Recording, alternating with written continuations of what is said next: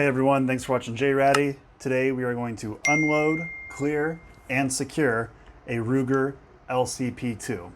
Now we want to always keep this pointed in a safe direction and keep our finger off of the trigger. This firearm does not include a manual safety. Depressing this button, we will remove the magazine. Now just because there are no rounds in the magazine does not mean this firearm is clear. Firmly holding it in one hand, we're going to rack the slide all the way back, ensure there are no rounds in the chamber, and then let this slide come forward.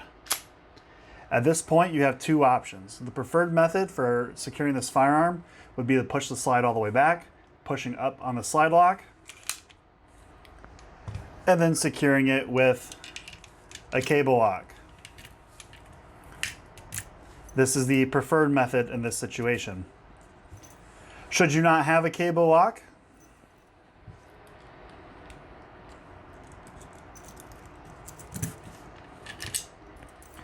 you may also secure it with a trigger guard. Like I said, the cable lock is the preferred way.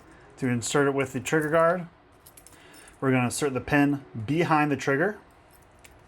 We're going to slide the other corresponding side on, pressing firmly, remove our key, and make sure we press it nice and tight to lock. You can keep the slide back to make sure that you know that it's always clear, but that is also an acceptable way to secure your LCP2. Thank you for watching.